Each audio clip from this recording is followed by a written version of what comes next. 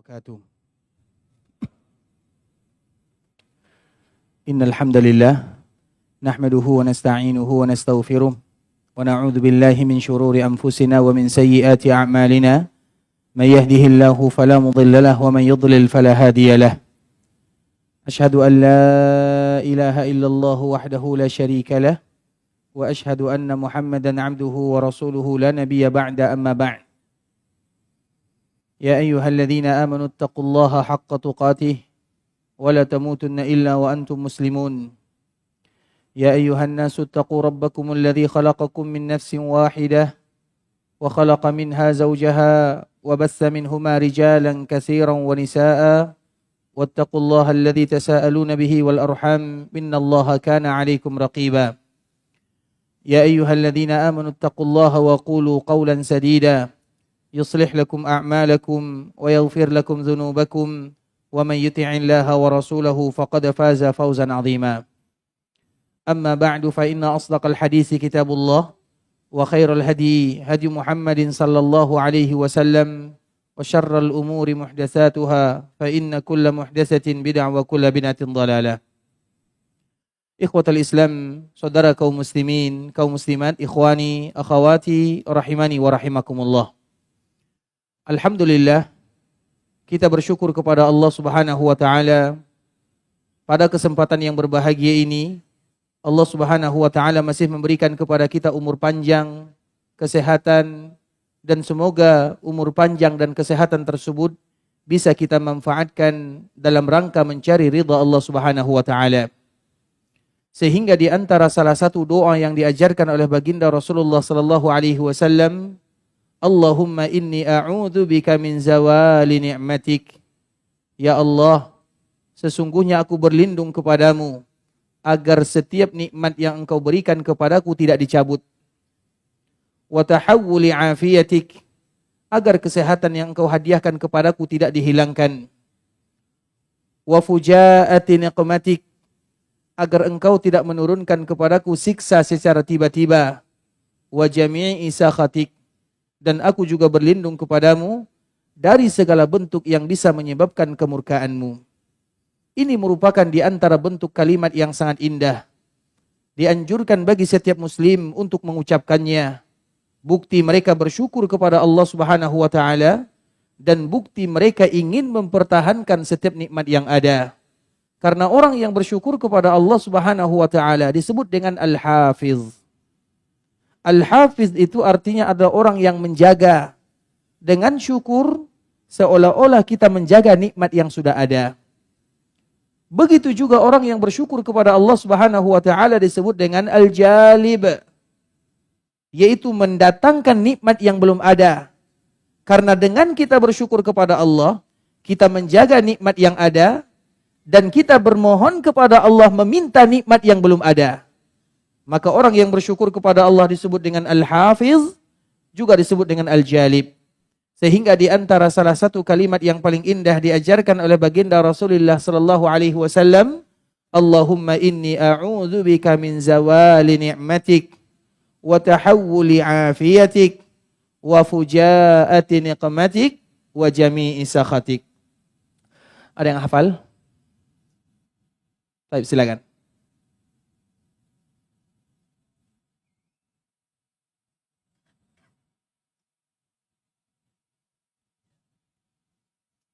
Artinya,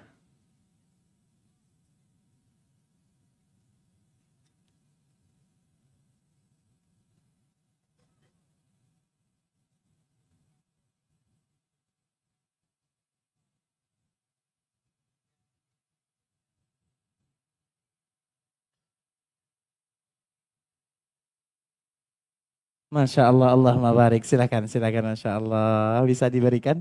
Masya Allah, barakallahu fiik. Sehat selalu ya.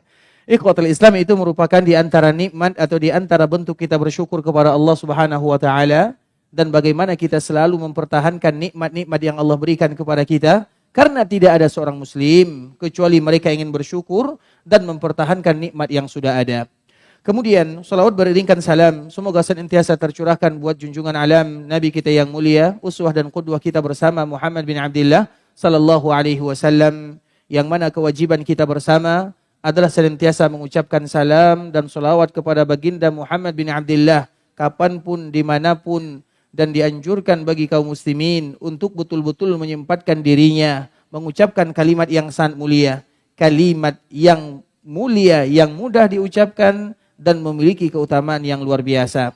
Sehingga dengannya Imam Ibnu Qayyim rahimahullahu taala menyebutkan orang yang bersolawat kepada Nabi sallallahu alaihi wasallam dalam satu solawat yang mereka ucapkan akan mendapatkan lebih daripada 40 keutamaan. Bagaimana kalau sekiranya mereka selalu dan sering mengucapkan solawat kepada baginda Rasulullah sallallahu alaihi wasallam. Allahumma salli ala Muhammad wa ala ahli baitihi wa ala azwajihi wa dhurriyyatihi kama sallaita ala Ibrahim wa ala ali Ibrahim innaka Hamidum Majid. Allahumma barik ala Muhammad wa ala ahli baitihi wa ala azwajihi wa dhurriyyatihi kama barakta ala Ibrahim wa ala ali Ibrahim innaka Hamidum Majid. Ikhwatul Islam, saudara kaum muslimin, kaum muslimat, ikhwani akhawati rahimani wa rahimakumullah. Sebelum kita menjelaskan tentang pembahasan yang akan kita sampaikan pada pertemuan kali ini, kita ingin menceritakan sedikit tentang baginda Rasulullah sallallahu alaihi wasallam dan bagaimana kasih sayang Rasulullah sallallahu alaihi wasallam kepada kita sebagai umatnya. Semua kita tahu, salah satu yang kita tidak akan pernah lari darinya adalah kematian dan kebangkitan. Mau tidak mau, semua kita akan berjumpa dengan Allah Subhanahu wa taala. Mau tidak mau, kita akan dibangkitkan oleh Allah Subhanahu wa taala. Sehingga Allah Subhanahu wa taala senantiasa memberikan peringatan kepada kita bersama. Afa hasibtum annama khalaqnakum abathan wa annakum ilaina la turja'un. Wahai hambaku, tidakkah kalian ingat apakah ketika aku ciptakan kalian hanya untuk sekedar bermain-main saja dan kalian tidak akan kembali kepadaku? Artinya suatu saat nanti semua kita akan kembali kepada Allah Subhanahu wa taala. Dan itu merupakan di antara hal yang akan mengingatkan kita kepada Allah agar kita senantiasa memakmurkan kehidupan dengan kebaikan. Kemudian dikala kita dibangkitkan, kita akan dibangkitkan dalam keadaan tidak membawa apapun. Dibangkitkan dalam keadaan tidak bersunat, tidak berpakaian, tidak bersandal, tidak membawa apapun. Yang kita bawa hanyalah amalan-amalan yang pernah kita lakukan selama Allah berikan kehidupan kepada kita di dunia. Kemudian dikala Allah Subhanahu wa taala membangkitkan hambanya, maka setiap umat mereka akan berkumpul bersama para nabinya. Dan umat yang terbanyak adalah umat Rasulullah sallallahu alaihi wasallam. Dan kita pun akan dipanggil oleh Nabi sallallahu alaihi wasallam, dan itu adalah awal di mana kita berjumpa dengan Rasulullah sallallahu alaihi wasallam. Karena kita sebagai umat Nabi sallallahu alaihi wasallam, kesempatan bagi kita berjumpa dengan Nabi tidak ada kecuali hanya dalam keadaan mimpi sahaja. Sedangkan dalam keadaan terjaga, langsung bertemu dengan baginda Nabi yang mulia, itu dikhususkan bagi mereka-mereka yang bernama sahabat sahaja. Sedangkan mereka yang datang setelah sahabat Nabi, tidak satu pun di antara mereka yang bisa melihat Nabi secara langsung, kecuali hanya sekedar melewati atau di dalam mimpi sahaja. Mengapa demikian? Karena yang bisa melihat Nabi secara terjaga, itu dikhususkan kepada para sahabat, dan itulah kelebihan sahabat dibandingkan dengan umat-umat yang lainnya, dan itulah kelebihan sahabat dibandingkan dengan generasi-generasi berikutnya. Kemudian ikhwatul Islam, walau demikian kita tidak melihat Nabi sallallahu alaihi wasallam di dunia, tapi kita ingin tetap bertemu dengan Nabi sallallahu alaihi wasallam, dan awal pertemuan tersebut adalah nanti dikala kita dibangkitkan oleh Allah Subhanahu wa taala. Ketika Allah bangkitkan, maka di sana Nabi sudah menunggu kita bersama di telaganya, di atas mimbarnya. Karena memang Nabi sallallahu alaihi wasallam menyebutkan, "Ana faratukum 'alal haud." Wahai umatku, aku tunggu kalian di telagaku. Dan Nabi sallallahu alaihi wasallam berada di atas mimbarnya. Mimbar yang dulu dipakai oleh Nabi sallallahu alaihi wasallam di dunia, itu juga yang akan menemani Nabi sallallahu alaihi wasallam di akhirat sana. Sehingga dengannya Nabi sallallahu alaihi wasallam menyebutkan, "Ma baina baiti wa mimbari raudhatun min riyadil jannah wa mimbari ala haudi." Di antara rumahku dan mimbarku adalah taman di antara taman-taman surga, dan mimbarku akan berada di telagaku. Mimbar Nabi yang dulu dipakai oleh Nabi di dunia sudah tidak ada, terbakar, hilang, habis. Tapi mimbar itu juga akan dibangkitkan oleh Allah Subhanahu wa taala, kemudian berada di samping telaga baginda Rasulullah sallallahu alaihi wasallam. Bisa jadi Nabi ingin melihat umatnya.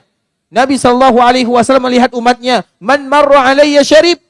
Siapapun yang melewati telagaku, ayo kalian mampir, ayo minum. "Wa man syariba lam yazma' abada." Dan siapapun yang bisa minum dari telaga Nabi sallallahu alaihi wasallam, maka selama-lamanya mereka tidak akan pernah bisa merasakan kehausan. Artinya Allah akan berikan kemudahan untuk urusan-urusan berikutnya. Dan kita tahu, dikala kita berada di padang mahsyar, matahari didekatkan, kita tidak lagi peduli kepada orang lain. Lari antara seorang anak dari orang tuanya, suami dari istrinya, saudara dari saudarinya. Yang bisa menyelamatkan kita adalah amalan. Kemudian di saat itulah ikhwatul Islam, Allah berikan hadiah kepada seorang muslim untuk minum dari telaga Nabi. Ketika mereka bisa minum dari telaga Nabi, lam yazma' abada. Maka mereka tidak akan pernah lagi merasakan kehausan untuk selama-lamanya. Dan semoga semua kita bisa minum dari telaga Nabi sallallahu alaihi wasallam. Kemudian ikhwatul Islam, setelahnya baru Allah Subhanahu wa taala menghisab semuanya. Hisabun asir wa hisabun yasir. Ada di antara mereka yang dihisab dengan hisab yang ringan sekali. Seorang mukmin, hisab mereka hanya berkisar antara asar dengan maghrib sahaja. Tapi seorang yang kufar kepada Allah Subhanahu wa taala, mereka yang ingkar kepada Allah, mereka yang lalai dari Allah Azza wa Jal, mereka yang tidak tahu untuk apa mereka diciptakan, maka mereka akan dihisab hisaban asira. Hisab yang akan melelahkan, hisab yang akan membongkar aibnya, hisab di mana Allah Subhanahu wa taala tidak lagi menerima hujah dari lisannya. Allah kunci mulutnya, yang berbicara adalah kulitnya, yang berbicara adalah tangannya, yang berbicara adalah kakinya. Kemudian ikhwatul Islam, dikala kita sudah dihisab oleh Allah Subhanahu wa taala, maka di saat itu ada lagi yang namanya mizan. Ditimbang. Apa yang akan ditimbang? Semuanya. Catatan amalan akan ditimbang. Amalan pun akan ditimbang. Dan kita pun akan ditimbang oleh Allah Subhanahu wa taala. Semuanya akan ditimbang. Kemudian setelah mizan, ada yang namanya sirat. Sirat itu adalah jembatan di mana kita melewatinya. Dan itu tergantung bagaimana amalan perbuatan kita di sana. 3 tempat inilah ikhwatul Islam. Kalau seandainya kita ingin mencari baginda Rasulullah sallallahu alaihi wasallam di akhirat, maka itulah tempat Nabi sallallahu alaihi wasallam. Di dalam sebuah hadis yang dibawakan oleh sahabat Anas bin Malik, Anas bin Malik ini bertanya kepada Nabi, "Ya Rasulullah, nanti kalau di akhirat kami ingin bertemu denganmu, kira-kira engkau berada di mana?" Kalau di dunia mereka mudah mencari Nabi sallallahu alaihi wasallam, Nabi berada di rumahnya, Nabi berada di masjidnya. Kemudian yang mereka fikirkan, kalau seandainya nanti di akhirat kami ingin berjumpa denganmu, di mana engkau akan kami cari? Apa kata Nabi sallallahu alaihi wasallam? Dan ini bocoran dari Nabi. Kalau kalian ingin mencariku di akhirat, carilah aku di sirat. Itu adalah tempat Nabi yang pertama kali. Artinya kalau kita ingin mencari Nabi, maka Nabi akan kita jumpai di sirat. Kemudian sahabat Anas bin Malik kembali bertanya, "Ya Rasulullah, kalau seandainya aku tidak menemukan dirimu di sirat, di mana aku akan mencarimu?" Maka Nabi kembali mengatakan, "Cari aku di mizan." Sahabat Anas kembali bertanya, "Ya Rasulullah, kalau aku tidak menemukan dirimu di mizan, di mana aku akan mencarimu?" Maka Nabi kembali mengatakan, "Cari aku di timbangan atau ketika dihisab." 3 tempat inilah Nabi sallallahu alaihi wasallam selalu berada. Mengapa demikian? Karena Nabi selalu berdoa kepada Allah agar Allah berikan pertolongan kepada umatnya. Dan itu merupakan di antara kasih sayang Nabi kepada kita sebagai umatnya. Maka bersyukur kita kepada Allah ketika kita menjadi umat baginda Nabi yang mulia. Tinggal bagaimana kita untuk memantapkan diri taat kepada Allah dan taat kepada Rasulullah sallallahu alaihi wasallam. Kemudian ikhwatul Islam, setelah sirat, ada lagi yang namanya hisab kedua. Karena hisab itu ada 2 kali. Hanya saja perbezaannya, hisab yang pertama, itu antara surga dan neraka. Sedangkan hisab yang kedua, itu semuanya akan masuk surga. Hanya saja dihisab agar tidak ada satupun yang masuk ke dalam surga kecuali hatinya sudah bersih dari segala noda, dosa, iri, hasad, dengki, dan yang semisalnya. Disebut dengan Al-Qantarah. Kemudian setelah Al-Qantarah, maka setelahnya orang-orang berhasil melewatinya, baru mereka dimudahkan oleh Allah Subhanahu wa taala masuk ke dalam surga. Maka yang pertama kali masuk ke dalam surga adalah Rasulullah sallallahu alaihi wasallam, kemudian baru umat-umat yang diberikan kemudahan masuk ke dalam surga.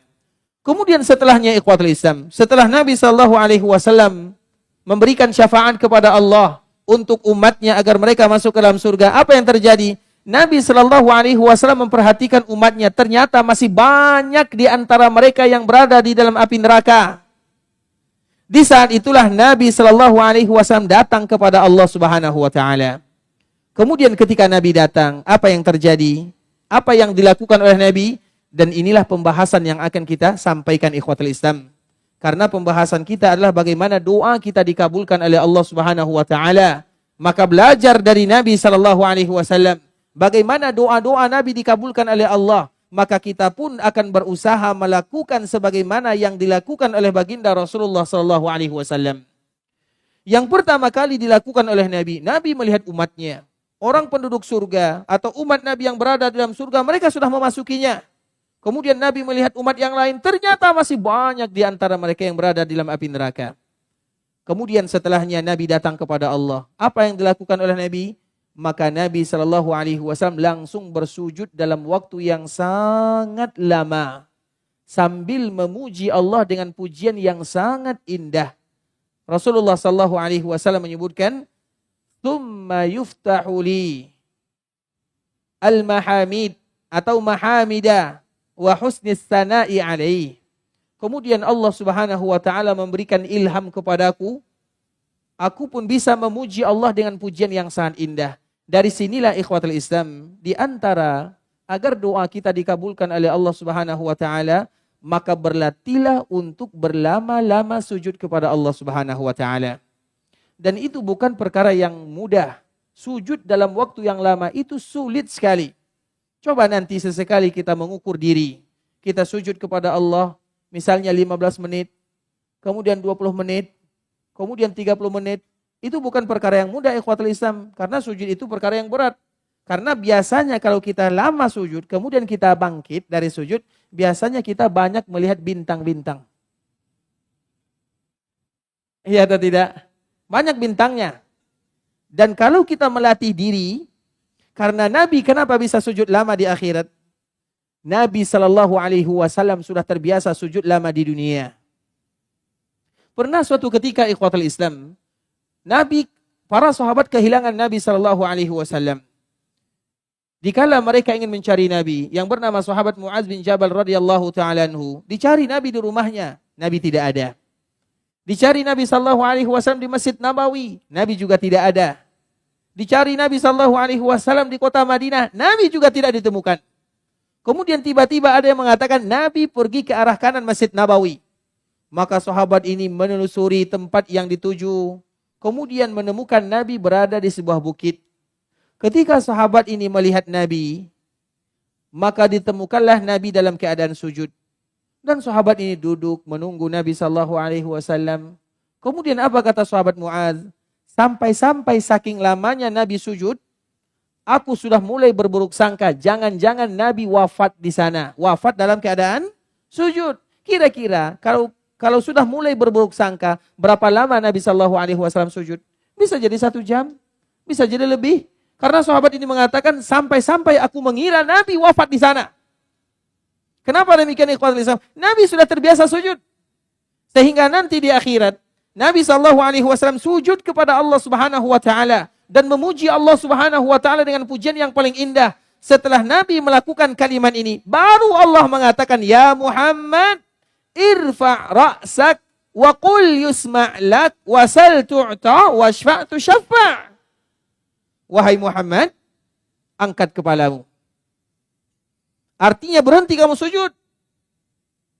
Wa qul yusma' lak. Katakan, aku akan dengarkan. Wa syfa' tusyaffa'. Berikan syafaat aku akan kabulkan, aku akan izinkan. Wasal tu'ta, minta, aku akan ijabah. Dan itu merupakan keinginan kaum muslimin. Mereka ingin meminta kepada Allah Subhanahu wa taala. Tapi yang paling mereka inginkan bagaimana permintaan mereka bernilai ibadah dan bagaimana ibadah tersebut diterima oleh Allah Subhanahu wa taala. Maka dari sini Nabi sallallahu alaihi wasallam menyebutkan ad-du'a'u mukhul ibadah. Berdoa itu adalah intisari daripada beribadah. Tidak semua orang dimudahkan oleh Allah Subhanahu wa taala berdoa. Banyak orang yang sulit untuk mengangkat kedua tangannya, banyak sekali ikhwatul Islam. Dan banyak juga mereka yang mengangkat kedua tangannya, tapi mereka tidak serius di dalam doanya. Sehingga Umar bin Khattab radhiyallahu taala anhu menyebutkan, sesungguhnya yang aku inginkan bukan dikabulkan doa, tapi bagaimana Allah berikan ilham kepadaku untuk betul-betul berdoa. Apa makna daripada kalimat Umar bin Khattab? Artinya ikhwatul Islam, ketika kita sudah diberikan ilham untuk berdoa kepada Allah, kemudian kita khusyuk di dalam berdoa, maka itu merupakan di antara bentuk Allah mengabulkan doa tersebut. Maka sebahagian para ulama mengatakan, bagaimana tandanya kalau doa kalian mudah dikabulkan oleh Allah Subhanahu wa taala? Apa ciri-ciri doa dikabulkan? Mereka mengatakan, kalau di dalam berdoa air mataku menetes, hatiku merasa takut, bulu ramaku merinding, betul-betul khusyuk di dalamnya, maka itu adalah tanda doa dikabulkan oleh Allah Subhanahu wa taala. Yang menjadi permasalahan, jarang di antara kita yang bisa berdoa seperti ini. Kadang kita berdoa, ya Allah, baru saja mengatakan kalimat ya Allah, kita ingat dagangan kita belum laku. Ya Allah, baru saja ya Allah, melihat ke kanan, melihat ke kiri. Itulah masalahnya di sana. Allah tidak pernah zalim kepada hambanya. Yang zalim kepada hamba adalah hamba itu sendiri. Bahkan Allah berjanji, siapapun yang mengangkat kedua tangannya pasti diijabah oleh Allah Azza wa Jal. Yang menjadi masalah, yang membuat doa kita tidak diijabah adalah kita sendiri, bukan Allah Subhanahu wa taala. Karena itu merupakan di antara janji Rabbul Izzati wal Jalalah. Dan Allah Subhanahu wa taala Maha Mulia. Allah suka mengabulkan doanya. Sehingga atau Allah suka mengabulkan doa hambanya. Ada salah seorang ulama yang bernama Sufyan ibnu Uyainah rahimahullahu ta'ala. Beliau menyebutkan sebuah perkataan yang sangat indah. Wahai kaum muslimin, perhatikanlah. Allah itu maha luas rahmatnya. Mudah mengabulkan doa. Coba bayangkan. Makhluk yang paling dibenci oleh Allah dikabulkan doanya. Siapa makhluk yang paling dibenci oleh Allah? Siapa? Iblis. Apa doa iblis? Yang pandai bahasa Arab. Karena doa iblis tidak pernah berdoa dengan bahasa Indonesia. Apa doa iblis? Ada yang tahu? Ini yang pertama, silakan. Apa? Artinya? Masya Allah, barakallahu fiik, hafizakumullah. Silakan. Doa iblis diabadikan oleh Allah Subhanahu wa taala dalam Al-Qur'an. Qala rabbi anzirni ila yaumi yub'atsun. Ya Allah, berikan kepadaku umur yang panjang. Itu iblis ya, bukan jin, bukan syaitan. Qala rabbi anzirni ila yaumi yub'atsun. Qala innaka minal munzarin. Langsung dikabulkan oleh Allah Subhanahu wa taala. Kenapa Allah Subhanahu wa taala mengabulkan doa iblis? Padahal iblis adalah makhluk yang bermaksiat kepada Allah Azza wa Jalla.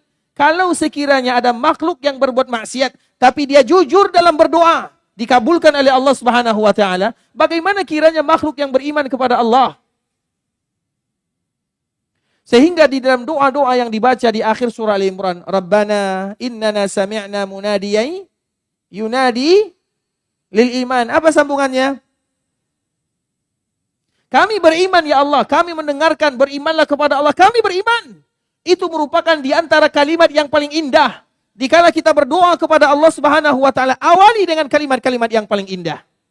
Dan tidak akan mungkin ada kalimat yang paling indah kecuali apa yang Allah sebutkan di dalam kitab sucinya dan apa yang Nabi gambarkan dalam hadisnya.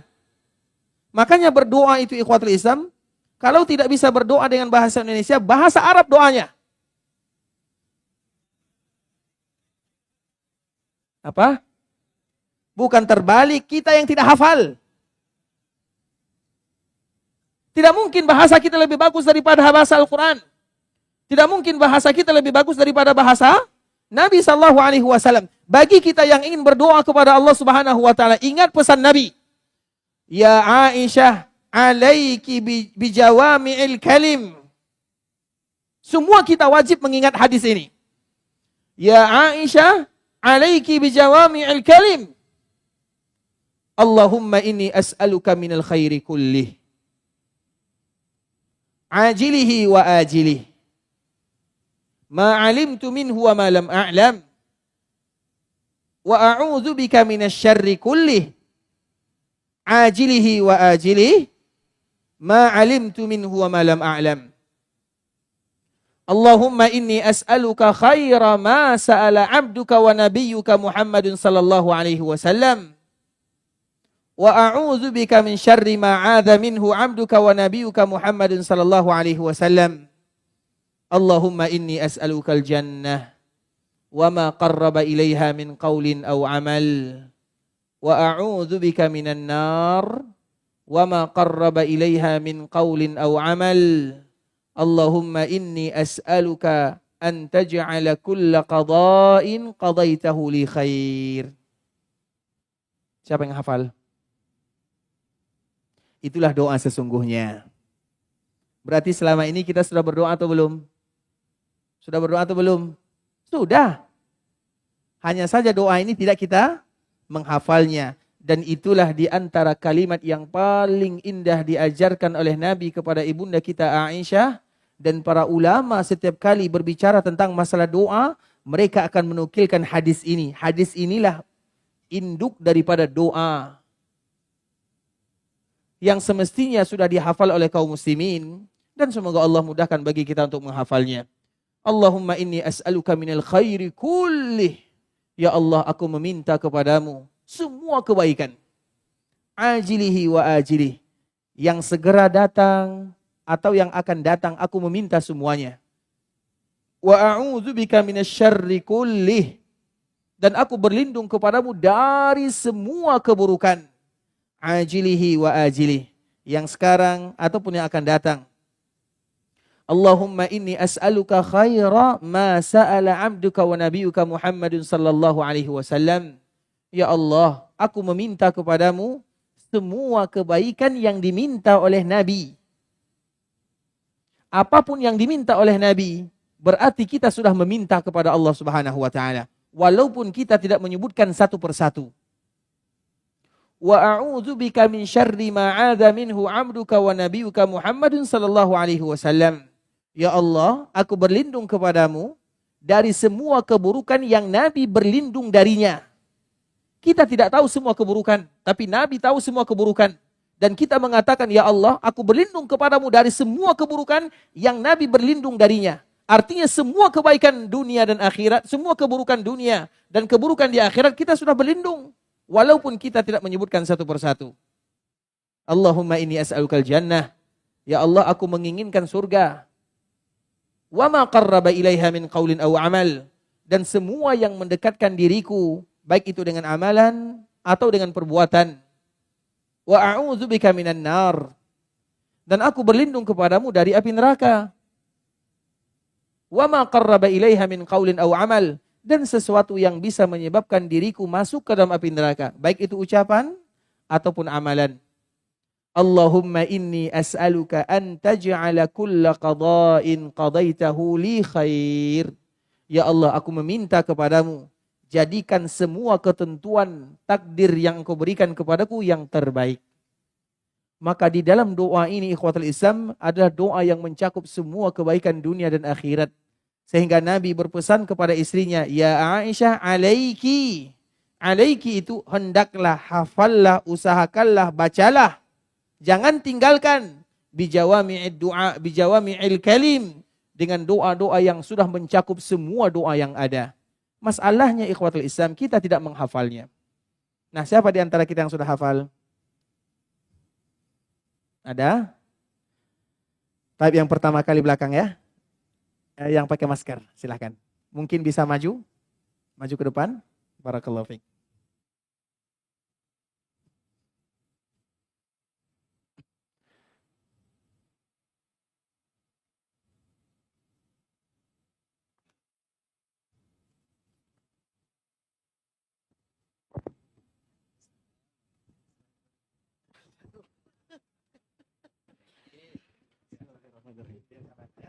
Ya, bismillah.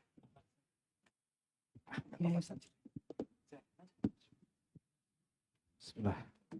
Allahumma inni as'aluka minal khairi kullihi ajilihi wa ajilihi ma 'alimtu minhu wa ma lam a'lam wa a'udzu bika minasy syarri kullihi ajilihi wa ajilihi ma 'alimtu minhu wa ma lam a'lam.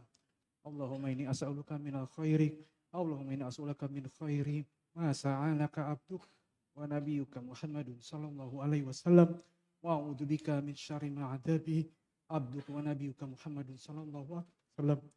Allahumma inni as'aluka al-jannah wa ma qarraba ilaiha min amal wa a'udzu bika minan nar wa ma qarraba ilaiha min qawlin aw amal wa as'aluka an taj'ala kulla qada'in qadaitahu li khaira. Artinya ya Allah aku mohon segala Silakan Masya Allah.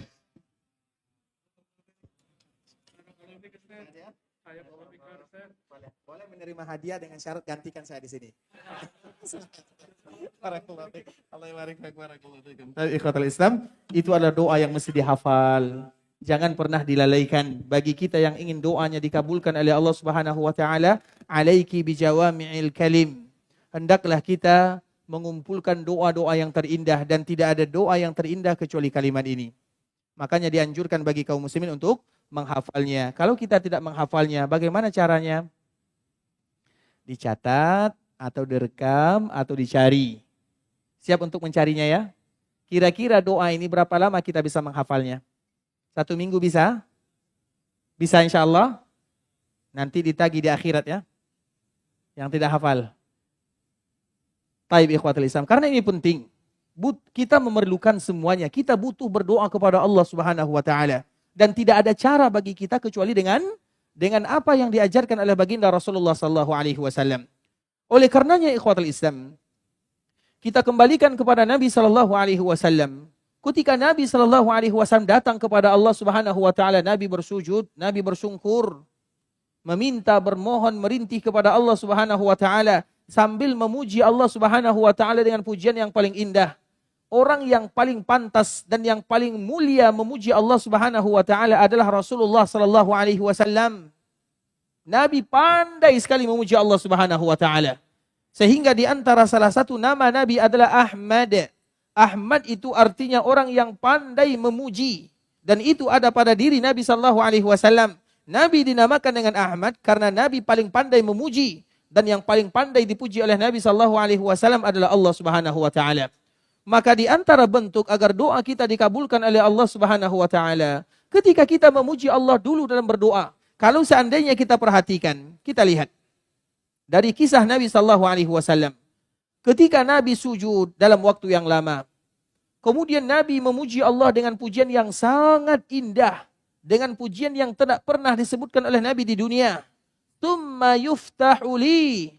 Kemudian Allah memberikan ilham, dibukakan kepadaku kalimat-kalimat yang indah, wa husnis sana'i alaih, dan bagaimana aku menyanjung Allah Subhanahu wa taala. Baru Allah mengatakan, ya Muhammad irfa' ra'sak, wahai Muhammad angkat kepalamu, wa qul yusma, katakan, artinya berdoa, aku akan kabulkan, wasal tu'ta, minta aku akan ijabah, wasfa'tu syafa', berikan syafaat, aku akan izinkan kamu untuk memberikan syafaat. Dikala Nabi sallallahu alaihi wasallam mengatakan kalimat ini atau mendengarkan kalimat ini, maka di saat itulah keluar sebuah kalimat dari lisan Nabi sallallahu alaihi wasallam yang hanya singkat saja. Di saat itulah Nabi mengatakan ummati, umatku. Apa yang bisa kita ambil ikhwatul Islam? Kalau kita perhatikan orang yang berdoa kepada Allah Subhanahu wa taala, hendaklah mereka memperbanyak memuji Allah Subhanahu wa taala sebelum mereka berdoa. Kalau kita lihat Nabi sallallahu alaihi wasallam memuji Allah, dipuji Allah sambil dalam keadaan sujud, sambil beribadah kepada Allah. Kemudian setelahnya baru Allah Subhanahu wa taala mengizinkan Nabi untuk mengangkat kepalanya. Baru Allah mendengarkan apa yang akan dikatakan oleh Nabi. Dan permintaan Nabi hanya satu. Artinya pujian diperbanyak, permintaan Nabi SAW hanya satu saja. Sehingga di antara salah satu doa kita tidak dikabulkan oleh Allah Subhanahu wa taala dikala kita langsung meminta kepada Allah tanpa ada pujian untuk Allah Subhanahu wa taala. Maka pujian itu sangat penting. Dikala kita berdoa kepada Allah, puji Allah dengan kalimat-kalimat yang paling indah.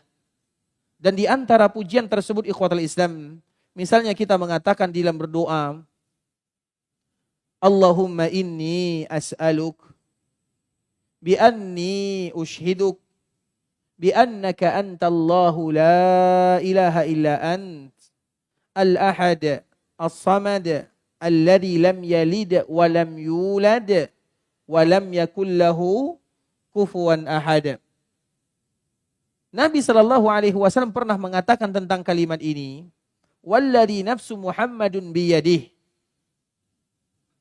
laqad sa'ala Allah bismihil a'zam, alladhi idha du'iya bihi ajab, wa idha su'ila bihi a'ta. Demi jiwa Muhammad yang ada di genggamannya, sesungguhnya siapapun yang mengucapkan kalimat ini, maka dia telah meminta kepada Allah dengan kalimat-kalimat yang sangat agung, yang paling dicintai oleh Allah Subhanahu wa taala. Dan siapapun yang berdoa kepada Allah dan diawali doanya dengan kalimat ini, maka pasti doanya dikabulkan dan permintaannya diterima. Itu janji Allah Subhanahu wa taala. Dan itu yang dikabarkan oleh baginda Rasulullah sallallahu alaihi wasallam. Di dalam riwayat yang lain, Nabi SAW menyebutkan, Allahumma inni as'aluk bi anna lakal hamdu la ilaha illa anta wahdaka la syarika lak al-mannan badi'us samawati wal ardi ya dzal jalali wal ikram ya hayyu ya qayyum. Nabi SAW dikala berada di dalam Masjid Nabawi, Nabi SAW duduk. Kemudian dikala Nabi duduk, Nabi mendengarkan ada salah seorang sahabat yang berdoa kepada Allah. Sebelum sahabat ini berdoa kepada Allah, sahabat ini mengatakan kalimat ini, Allahumma inni as'aluka bi anna lakal hamdu la ilaha illa anta wahdaka la syarika lak al-mannan badi'us samawati wal ardi ya dzal jalali wal ikram. Setelah Nabi mendengarkan kalimat ini terucap dari lisan sahabatnya, apa kata Nabi? Laqad sa'alallaha bismihil a'zam. Sahabat kalian ini, orang yang berdoa ini sudah meminta kepada Allah dengan kalimat yang paling indah, paling dicintai oleh Allah Subhanahu wa taala. Alladzi idza su'ila bihi ajab wa idza du'iya bihi a'ta. Yang tidak ada satupun orang yang meminta dan diawali dengan kalimat ini pasti dikabulkan dan pasti diterima doanya oleh Allah Subhanahu wa taala. Oleh karenanya ikhwatul Islam, kita tentu belajar. Karena semua kita ingin dikabulkan doanya oleh Allah Subhanahu wa taala. Tidak ada satupun kita berdoa kecuali doa kita ingin dikabulkan. Maka carilah hal-hal yang bisa mengkabulkan doa. Dan di antara salah satunya pujian-pujian yang sangat indah. Kalau seandainya kita tidak bisa menghafal doa-doa ini, kalimat-kalimat ini, maka baca zikir yang lainnya. Terutama zikir-zikir yang berkaitan dengan pujian kepada Allah Subhanahu wa taala. Dan tidak ada zikir pujian kepada Allah yang paling indah kecuali apa zikir yang paling indah? Apa zikir yang paling indah? Al-Quran. Inna nahnu nazzalna az-zikra. Inna nahnu nazzalna az-zikra wa inna lahu lahafidhun. Zikir yang paling mulia itu adalah Al-Quran. Yang mana coba kita perhatikan. Setiap ayat Al-Quran ada nama Allah di dalamnya. Dan Allah mengajarkan kepada kita tentang nama dan sifat-sifatnya. Kenapa Allah menyebutkan kepada kita nama dan sifat-sifatnya? Bismillahirrahmanirrahim. Alhamdulillahi Rabbil Alamin. Ar-Rahmanir-Rahim. Maliki Yaumiddin. Diawali oleh Allah Subhanahu wa taala dengan sifat-sifat yang indah. Dan Allah juga mengakhiri dengan Qul a'udzu birabbin nas, malikin nas, ilahin nas. Itu merupakan pujian yang paling indah untuk Allah Subhanahu wa taala. Seolah-olah Allah Subhanahu wa taala mengkhabarkan kepada kita, kalau kalian ingin berdoa kepada diriku, awali dengan pujian yang paling indah. Dan tidak ada pujian yang paling indah kecuali nama-nama yang mulia yang Allah ajarkan kepada kita di dalam Al-Quran atau yang Allah Subhanahu wa taala sebutkan kepada kita di dalam hadis-hadisnya. Oleh karena itu ikhwatul Islam, maka kita harus menyebutkan apapun yang kita hafal, kita sebutkan ya Allah, innaka antar rahman, innaka antar rahim, innaka antal malik, innaka antal quddus, innaka antal ghani, innaka antas sami', innaka antal basir. Sebutkan semuanya. Semakin banyak kita menyebutkan kalimat-kalimat yang mulia, semakin Allah menyukainya. Bukankah Nabi SAW pernah menyebutkan ikhwatul Islam, tujuan Allah menyebutkan kepada kita sebahagian nama dan sifatnya adalah agar kita menghafal dan membaca serta berdoa dengannya. Jadikan itu sebagai wasilah kepada Allah Subhanahu wa taala. Dan tidak ada wasilah berdoa yang paling mulia kecuali zikir, yaitu zikir-zikir yang ada di dalam ayat-ayat Allah Subhanahu wa taala yang berbentuk pujian. Makanya kita lihat ayat yang paling besar pahalanya atau surat yang paling besar pahalanya adalah surat Al-Ikhlas. Surat Al-Ikhlas disebutkan oleh Nabi. Ketika Nabi bertanya kepada para sahabatnya, wahai para sahabatku, siapa di antara kalian yang sanggup membaca Al-Quran atau seluruhnya dalam satu hari, atau membaca sepertiga Al-Quran dalam satu hari? Maka ibadah ini ikhwatul Islam merupakan ibadah yang berat. Dan kita selalu mengatakan, Nabi SAW senantiasa memberikan motivasi kepada umatnya untuk beribadah bukan dengan yang berat, tapi ibadah yang selalu dikerjakan. Bisa dipahami? Makanya kita perhatikan Nabi SAW. Nabi SAW tidak pernah mencela orang yang pendek bacaannya. Tapi Nabi SAW menegur orang yang panjang bacaannya. Nabi SAW tidak pernah menegur orang yang sholat malam 1 rakaat, 3 rakaat, 5 rakaat. Tapi Nabi SAW menegur orang yang tidak tidur untuk melakukan sholat malam. Mengapa demikian? Karena yang diinginkan oleh Nabi kepada umatnya adalah bagaimana mereka selalu beribadah. Karena kalau kita semangat beribadah dalam skala yang besar, maka kita tidak akan kuat berlama-lama beribadah kepada Allah Subhanahu wa taala. Seperti misalnya hadis yang dibawakan oleh sahabat Abdullah bin Amr bin As. Sudah masuk waktu? Baik. Hadis Amr bin As atau Abdullah bin Amr bin As ikhwatul Islam, dia adalah seorang sahabat yang kuat. Dia minta izin kepada Nabi untuk berpuasa dan dia ingin berpuasa setiap hari. Dan dia ingin sholat malam tanpa tidur setiap hari. Nabi tidak mengizinkannya. Karena kalau kita melakukan yang demikian, sulit bagi kita bertahan di dalamnya. Makanya kalau kita contohkan misalnya, ada orang yang berpuasa atau ada orang yang sholat malam 1 rakaat tapi setiap hari mereka melakukan. Kemudian ada orang yang sholat malam 11 rakaat tapi sekali seminggu. Mana yang paling mulia? Mana yang paling mulia? Salah. Orang yang melakukan sholat 11 rakaat tapi setiap hari. Itu yang paling mulia. Kalau bisa. Tapi kalau harus memilih, mana yang paling mulia? Yang 1 rakaat walau tapi setiap hari. Kenapa demikian? Karena agar kita istiqamah di dalamnya. Karena itu ringan. Makanya di dalam hadis yang dibawakan oleh Imam Bukhari, ahabbud dini ilallah al-hanifiyatus samha. Agama yang paling dicintai oleh Allah adalah agama yang hanifiyah, lurus, jelas. As-samha. As-samha itu artinya yang paling ringan. Dan tidak ada agama yang paling ringan kecuali agama Islam. Salah satunya di dalam membaca ayat Al-Quran. Makanya kita dilarang mengkhatamkan Al-Quran 1 kali khatam dalam 1 hari. Tidak boleh. Jangan kita bangga, Ustaz, saya bisa mengkhatamkan Al-Quran 1 hari 1 khatam. Apalagi yang bisa mengkhatamkan 60.000 kali. Nabi tidak suka. Kecuali kalau di bulan Ramadan, lain ceritanya.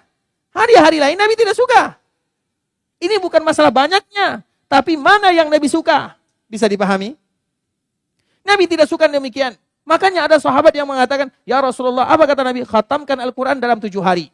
Ya Rasulullah, saya masih kuat. Khatamkan dalam 3 hari. Sahabat mengatakan, saya masih kuat. Tidak ada lagi yang lebih daripada itu. Karena kita tidak ingin diazab di dalam agama, enggak. Mungkin kita semangat satu hari, mungkin kita semangat satu minggu, tapi kita tidak akan semangat sepanjang tahun. Nah, Nabi SAW memberikan solusi. Dan di antara salah satu solusinya adalah dengan membaca suratul Ikhlas. Ayat surat yang dinamakan dengan Al-Ikhlas, padahal kalimat Al-Ikhlas tidak ada di dalamnya. Karena biasanya kaedah, apabila suatu ayat dinamakan, suatu surat dinamakan dengan suatu kalimat, maka kalimat itu ada di dalam suratnya. Surat An-Nas, Qul a'udzu birabbin nas. Surat Al-Falaq, Qul a'udzu birabbil falaq. Surat Al-Kafirun, Qul ya ayyuhal kafirun. Surat Al-Ikhlas, mana kalimat ikhlasnya? Tidak ada. Kenapa tidak ada? Nanti jawabannya setelah azan. Barakallahu fikum, karena waktu azan sudah masuk, ikhwatul Islam. Semoga Allah memberikan manfaat terhadap apa yang kita sampaikan. Jazakumullahu khairah. Assalamualaikum warahmatullahi wabarakatuh.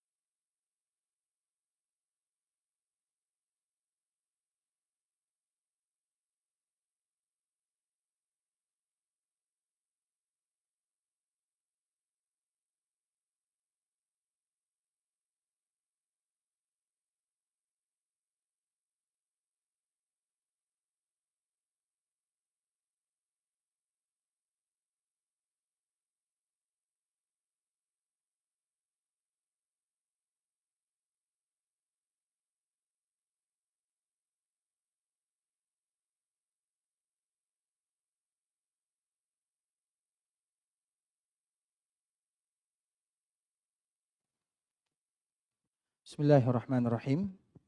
Alhamdulillahi ala ihsani wa syukru lahu ala taufiqihi wa amtinani wa ashhadu an la ilaha illallah wahdahu la syarika lahu ta'ziman li sya'ni wa ashhadu anna Muhammadan 'abduhu wa rasuluhu ad-da'i ila ridwani wa sallallahu wa sallim ala nabiyyina wa habibina wa mustafana wa maulana wa ala alihi wa sahbihi wa sallama tasliman mazida. Ikhwatul Islam, saudara kaum muslimin, kaum muslimat, ikhwani, akhwati, rahimani wa rahimakumullah. Pada kesempatan kali ini, kita akan kembali melanjutkan pembahasan kita, yaitu bagaimana supaya doa kita dikabulkan oleh Allah Subhanahu wa Ta'ala. Sebelum kita melanjutkan ikhwatul Islam, ada salah satu kisah yang paling indah. Sebahagian para ulama menyebutkan kisah ini tidak terlalu kuat. Namun kita menyampaikan hanya untuk sekedar istiqnas, yaitu kekuatan bagi kita untuk beribadah kepada Allah Subhanahu wa Ta'ala, terkhusus di dalam mengingat Allah Subhanahu wa Ta'ala. Yaitu kisah yang dialami oleh salah seorang ulama yang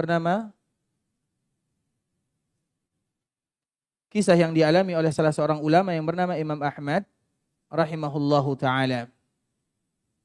Imam Ahmad adalah salah seorang ulama yang lahir pada tahun 164 Hijriah, meninggal pada tahun 204 Hijriah, 241 Hijriah. Dan beliau merupakan salah seorang ulama yang masyhur. Hanya saja kemasyhuran ulama-ulama terdahulu hanya sekedar namanya sahaja, sedangkan wajahnya tidak dikenali. Jadi ulama-ulama terdahulu, misalnya orang kenal dengan Imam Syafi'i, tapi apakah mereka kenal dengan wajahnya? Tentu tidak. Orang kenal dengan Imam Ahmad, apakah kenal dengan wajahnya? Tidak. Orang kenal dengan Imam Abu Hanifah, apakah kenal dengan wajahnya? Tentu tidak. Karena bisa jadi di zaman dahulu belum ada TikTok ya, ataupun yang lainnya. Sehingga mereka tidak kenal wajah, tapi mereka hanya mengenal nama. Begitu juga dengan Imam Ahmad. Semua orang tahu Imam Ahmad, imam dunia. Salah seorang ulama yang sibuk mengorbankan dirinya untuk agama, mengabdikan dirinya untuk hadis-hadis Rasulullah sallallahu alaihi wasallam. Sehingga beliau bisa mengumpulkan sebuah kitab yang sangat indah yang dikenal dengan Musnad Imam Ahmad rahimahullahu ta'ala.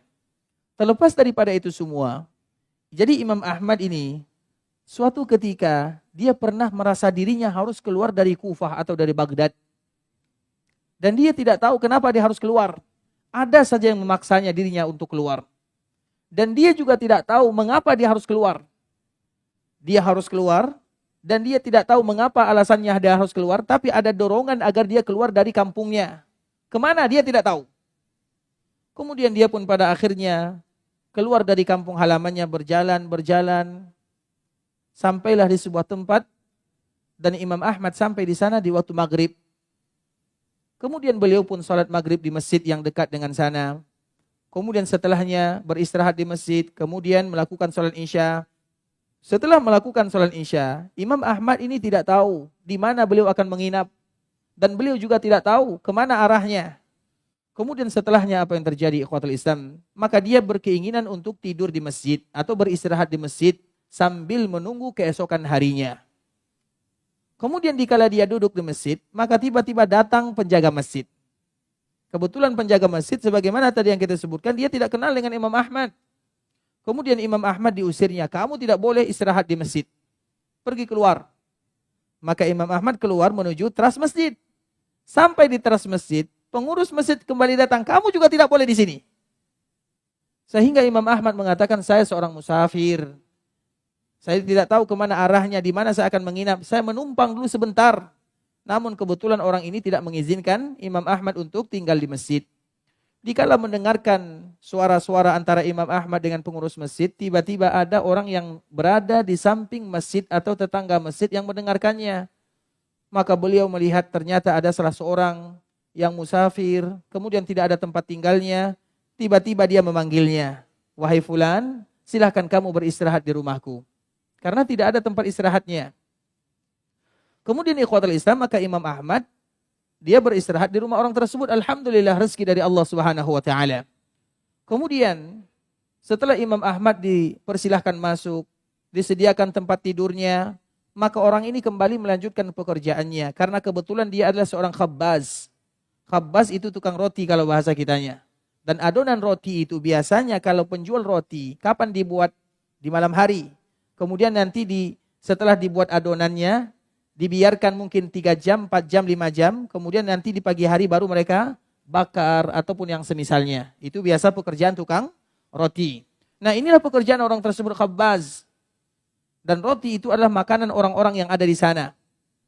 Kemudian ikhwatal Islam, dikala orang ini sedang membuat adonan roti, maka dia selalu berzikir kepada Allah Subhanahu wa taala. Zikir itu mudah ikhwatal Islam. Subhanallah, alhamdulillah, Allahu akbar. Sambil kita misalnya waktu-waktu yang lapang, sambil kita bawa kendaraan, misalnya kita masuk ke masjid sini macetnya luar biasa. Subhanallah, alhamdulillah, Allahu akbar. Itu perkara yang tidak mudah atau perkara yang tidak berat bagi kita untuk melakukannya. Tinggal bagaimana kita membiasakannya sahaja. Kemudian Imam Ahmad merasa kaget dengan orang ini sambil mengatakan, wahai fulan, apakah engkau mengizinkan diriku untuk bertanya? Maka orang ini menjawab, silakan, tidak menjadi masalah. Kemudian apa kata Imam Ahmad? Aku senantiasa melihat engkau berzikir kepada Allah Azza wa Jal.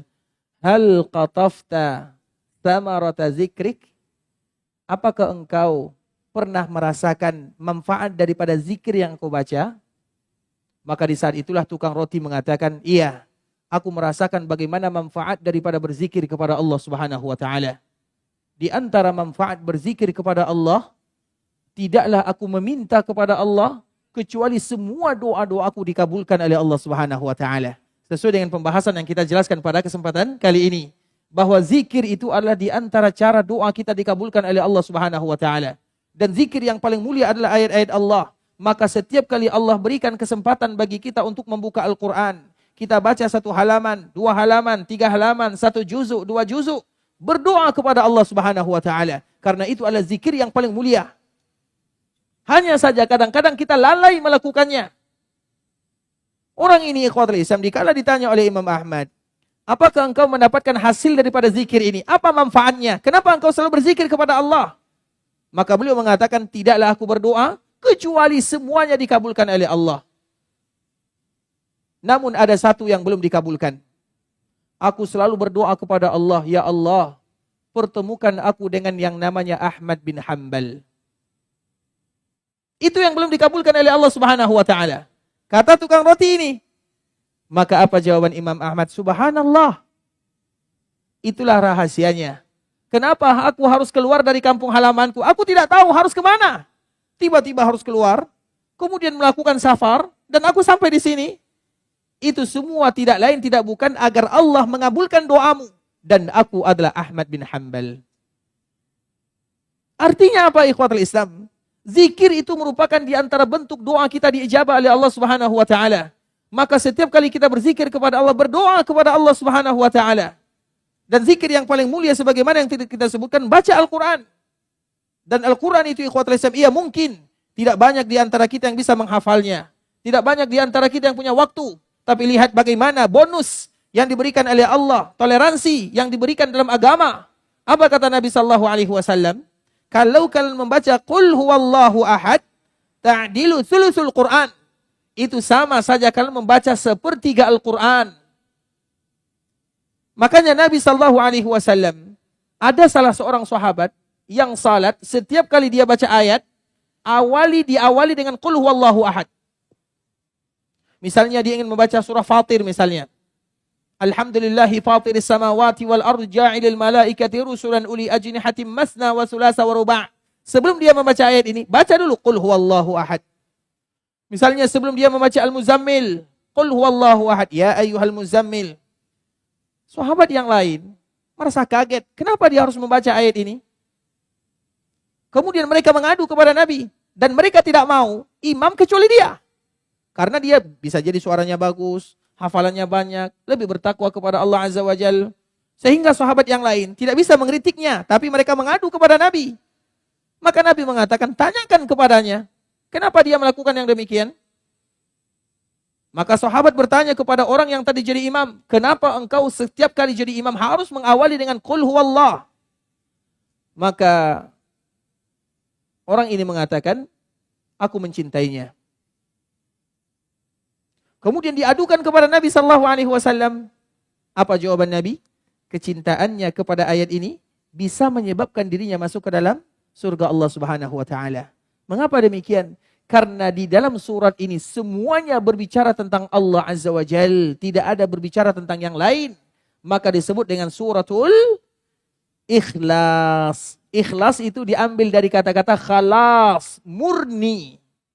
Karena ayat ini murni berbicara tentang Allah. Qul huwallahu ahad, Allahu samad, lam yalid wa lam yulad wa lam yakul lahu kufuwan ahad. Ayat ini murni berbicara tentang Allah. Sehingga disebut dengan suratul Ikhlas. Ketika ayat ini murni berbicara tentang Allah, maka Allah tidak menginginkan dari hambanya kecuali memurnikan ibadah hanya untuknya. Dan salah satu ibadah yang paling mulia adalah berdoa. Maka tadi kita menyebutkan di antara kalimat yang paling dicintai oleh Allah Subhanahu wa taala, Allahumma inni as'aluk bi anni ushhiduk bi annaka antallahu la ilaha illa ant al-ahad as-samad alladzi lam yalid wa lam yulad wa lam yakul lahu kufuwan ahad. Siapa yang hafal? Ayo silakan. Maju sini nak. Masyaallah, Allah yahfazak. Sepertinya dari tadi siap-siap ya. Baik, silakan. Silakan.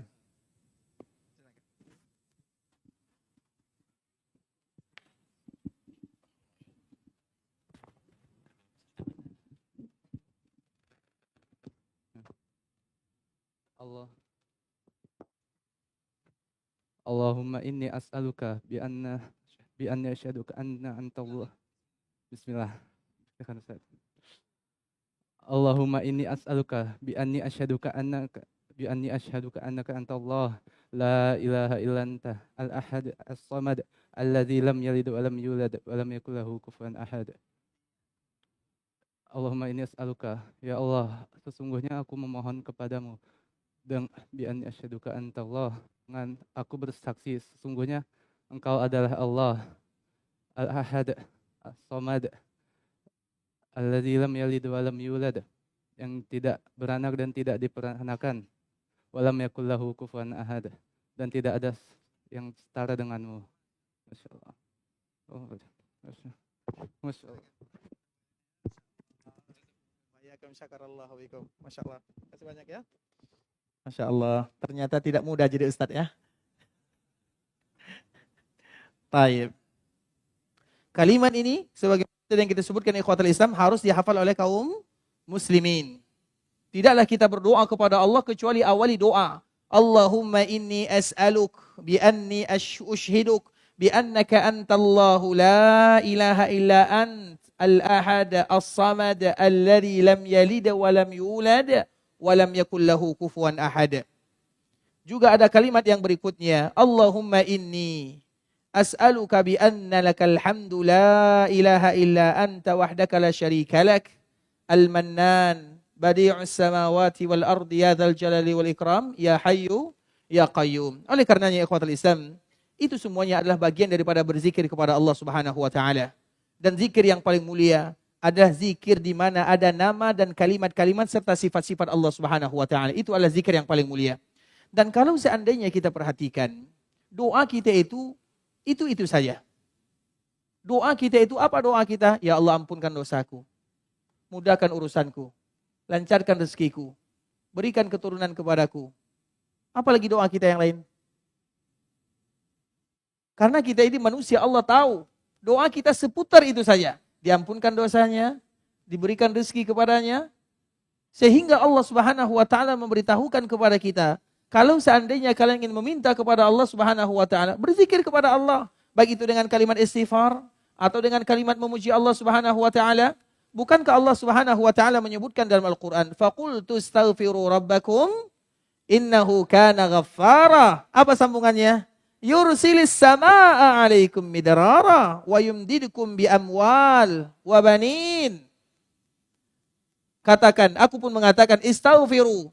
Berzikir kepada Allah, beristighfar kepada Allah, puji Allah Subhanahu wa taala. Kalau kalian melakukan yang demikian, yursilis sama, Allah akan menurunkan hujan. Kalau kalian melakukan yang demikian, wa yumdidukum bi amwal, Allah akan tambah rezeki kalian. Allah lancarkan usaha kalian. Wa banin, Allah berikan kepada kalian keturunan. Apa lagi yang kita inginkan? Tinggal bagaimana kita melatih diri berzikir kepada Allah Subhanahu wa taala. Makanya ada salah satu kisah yang terjadi kepada Nabi Sulaiman.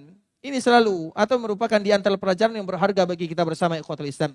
Nabi Sulaiman adalah seorang nabi yang dimuliakan oleh Allah Subhanahu wa taala.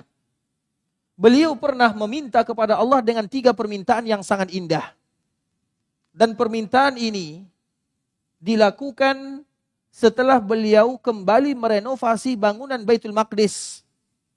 Sebagaimana yang melakukan renovasi untuk bangunan Ka'bah adalah Nabi Ibrahim, maka yang melakukan renovasi untuk Baitul Maqdis adalah Nabi Sulaiman. Ketika Nabi Ibrahim melakukan renovasi untuk bangunan Ka'bah, dia berdoa kepada Allah dan semua doanya dikabulkan oleh Allah Subhanahu wa taala.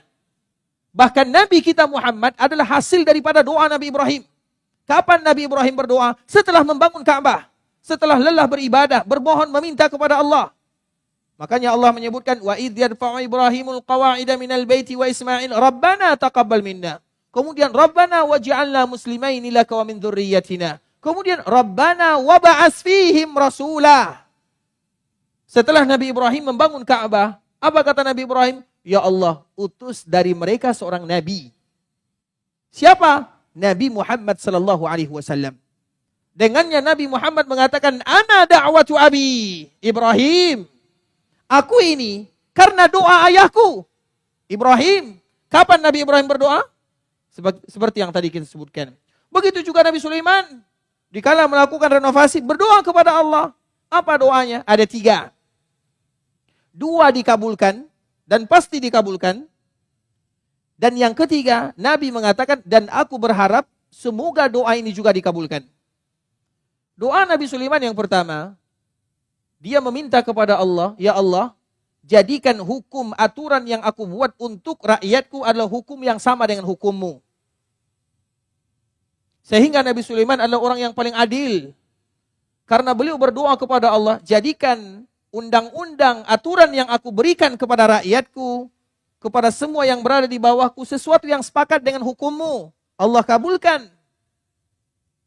Kemudian yang kedua, doa Nabi Sulaiman, Rabbi habali mulkan la yanbaghi li ahadim ba'di. Ya Allah, berikan kepadaku kerajaan, kekuasaan, kekuatan yang tidak pernah engkau berikan kepada orang-orang yang akan datang setelahku. Artinya kekuatan kerajaan yang dimiliki oleh Nabi Sulaiman tidak akan pernah ada yang menyainginya. Bahkan Nabi SAW pun ingat akan doa Nabi Sulaiman ini. Nabi Sulaiman ikhwatul Islam atau Nabi Muhammad SAW pernah menangkap jin. Kemudian ketika jin ini ditangkap, Nabi mengatakan, aku ingin mengikatnya di tiang Masjid Nabawi. Dengan tujuan supaya nanti anak-anak kaum muslimin mempermainkannya. Namun aku ingat akan doa saudaraku Sulaiman. Maka aku melepaskan jin. Karena yang bisa menguasai jin hanyalah Nabi Sulaiman alaihissalam. Berarti kalau ada yang mengatakan saya bisa menguasai jin, berarti dia Nabi Sulaiman. Nabi saja tidak mau. Karena Nabi ingat doa saudaranya. Sama ikhwatul Islam. Di antara kekuatan, kelebihan, kebesaran, keagungan yang Allah berikan kepada Nabi Sulaiman, berbicara dengan makhluk yang lainnya. Berbicara dengan jin, berbicara dengan binatang, hewan, berbicara dengan semut. Makanya kalau ada yang bisa berbicara dengan semut, berarti dia Nabi Sulaiman. Tapi Sulaiman akhir zaman. Bisa dipahami? Itu kekhususan yang Allah berikan kepada Nabi Sulaiman, itu bukan main-main. Itu bukan main-main. Karena memang Allah menyebutkan, Rabbi habli mulkan la yambaghi, yang tidak pantas dimiliki oleh siapapun. Salah satunya berbicara dengan hewan. Makanya tidak ada yang bisa berbicara dengan hewan. Kecuali Nabi Sulaiman. Nabi saja tidak berani untuk menghormati doa Nabi Sulaiman. Dan Allah mengatakan dikabulkan doanya. Salah satunya ikhwatul Islam yang berkaitan dengan pembahasan kita. Nabi Sulaiman pernah melihat semut. Karena beliau bisa berbicara dengan semut. Bahkan ada surat semut. An-Namal. Kemudian dilihatnya semut ini sedang membawa gandum. Sebutir gandum. Mana yang lebih besar antara gandum dengan semut? Gandum. Kemudian dilihatnya semut membawa gandum ini dalam kelelahan. Nabi Sulaiman bertanya, wahai semut, Apa yang kamu lakukan? Dan engkau akan bawa kemana gandum ini? Maka di saat itulah semut mengatakan, aku ingin mengantarkan gandum ini ke sungai sana. Dan dikala diantarkan gandum ini ke sungai, ke pinggiran sungai, ternyata sudah ada difda. Difda itu katak kalau bahasa kitanya ya. Apa bahasa yang lain? Kodok atau katak, apapun bahasanya. Kodok misalnya. Nah, dikala sampai gandum ini kepada kodok ini, maka Nabi Sulaiman kembali bertanya, apa yang kalian lakukan? Apa kata kodok ini? Aku ingin membawa gandum ini menyelam sampai ke dasar sungai. Karena di dasar sungai ini ada batu, kemudian ada lubangnya, kemudian di dalamnya ada seekor cacing yang buta. Dan aku ditugaskan oleh Allah untuk mengantarkan gandum ini kepadanya. Cacing berada di dasar sungai tidak pernah dilupakan oleh Allah. Bagaimana Allah akan melupakan kita makhluknya yang lebih besar daripada cacing? Tidak mungkin Allah melupakan hambanya. Allah menjamin rezekinya. Kemudian dikala kodok ini mengantarkan gandum ini kepada cacing yang tadi buta, jadi dia tidak bisa keluar, berada di dasar sungai, berada di dalam batu, kemudian dia buta, diantarkan oleh kodok ini makanannya. Kemudian Nabi Sulaiman tentunya bertanya, Hallahu min tasbih? Apakah dia punya tasbih atau zikir kepada Allah? Kenapa Allah betul-betul menjaga dud ini, dud yang buta? Kemudian apa kata kodok ini? Iya, dia selalu berdoa dan memuji Allah Subhanahu wa taala. Dan di antara salah satu doanya, ya Allah ampunkan dosa hamba-hambamu yang beriman kepadamu. Itu adalah bagian daripada zikir kepada Allah Subhanahu wa taala. Coba lihat bagaimana Allah menyalurkan rezeki kepadanya. Begitu juga dengan kita ikhwatul Islam. Makanya doa kita seputar itu saja. Berikan rezeki, lancarkan usaha, apalagi doa kita? Ada yang lain? Berikan kesehatan, itu semua adalah doa kita, tidak ada yang lain. Tapi kita lupa bagaimana doa kita dikabulkan oleh Allah Subhanahu wa taala. Makanya yang menyebabkan doa kita tidak dikabulkan adalah diri kita sendiri, bukan Allah Subhanahu wa taala. Karena Allah berjanji kepada dirinya, tidak ada seorang pun yang berdoa kepada Allah kecuali Allah pasti kabulkan. Namun cara Allah mengabulkan berbeza antara satu dengan yang lainnya. Ada yang Allah kabulkan sesuai dengan yang dia minta. Ada yang Allah kabulkan dia ganti dengan yang lain. Ada Allah kabulkan dengan cara ditabung di akhirat. Tapi Allah tetap mengabulkan selama tidak ada yang menghalangi doa-doa tersebut. Oleh karena itulah ikhwatul Islam, di samping kita membahas tentang bagaimana doa kita diijabah, bagaimana doa kita dikabulkan, kita juga harus membahas apa hal-hal yang bisa menghalangi doa-doa kita dikabulkan oleh Allah Subhanahu wa taala. Dan insya-Allah akan kita bahas tentang masalah agar doa kita atau bagaimana hal-hal yang bisa menghalangi doa 2 tahun ke depan insya-Allah taala. Sepakat ya? Tapi ikhwatul Islam, sampai di sini pembahasan yang bisa kami sampaikan. Yang benar dari Allah Subhanahu wa taala, yang salah dari diri kami pribadi. Dan insya-Allah sebelum kita menutup, kita akan membaca beberapa pertanyaan yang sudah masuk. Dan kami mohon maaf, kami mendahulukan pertanyaan-pertanyaan yang berkaitan dengan pembahasan kita ini. Yang pertama ikhwatul Islam, bismillah, ahsanallahu ilaikum, semoga selalu dilindungi oleh Allah Subhanahu wa taala, amin. Bagaimana menyikapi ayat Allah? Allah jadikan orang mandul. Lalu apakah kita masih ada kesempatan berdoa agar diberikan keturunan yang saleh? Mohon doanya Ustaz, jazakumullahu khairan.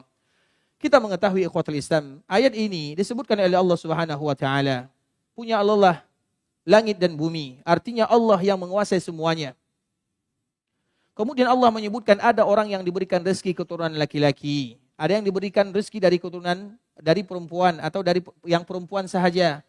Wa yaj'alu ma yasha'u aqima. Dan Allah berkehendak menjadikan ada orang yang tidak mendapatkan keturunan atau yang dikenal dengan istilah mandul. Kemudian ikhwatul Islam, apakah masih ada kesempatan orang mandul punya anak? Jawabannya mudah sekali. Kita akan melihat di dalam Al-Quran, ada orang yang mandul. Siapa orang yang mandul dalam Al-Quran? Istri Nabi Zakaria, istri Nabi Ibrahim, itu semua orang mandul. Mandul, sudah tua, semuanya. Maka tentu kita berdoa sebagaimana doanya Nabi Zakaria. Tadi kita telah menyebutkan, kalau kita ingin berdoa kepada Allah dari ayat-ayat Al-Quran atau dari hadis-hadis Rasulullah sallallahu alaihi wasallam, karena bahasa kita terlalu lemah. Bahasa kita panjang, maknanya sempit. Tapi kalau bahasa Al-Quran, kalimatnya singkat, memiliki manfaat dunia akhirat. Dari situlah kita belajar ikhwatul Islam. Dan Allah Subhanahu wa taala menceritakan tentang pertanyaan ini. Yang pertama yang harus kita ketahui, masalah mandul iya, itu hukum alam, hukum manusia. Tapi apakah punya keturunan atau tidak, itu Allahu a'lam. Mudah bagi Allah Subhanahu wa taala. Karena biasanya orang yang mendapatkan musibah, berdoanya tentunya lebih khusyuk dibandingkan dengan yang tidak.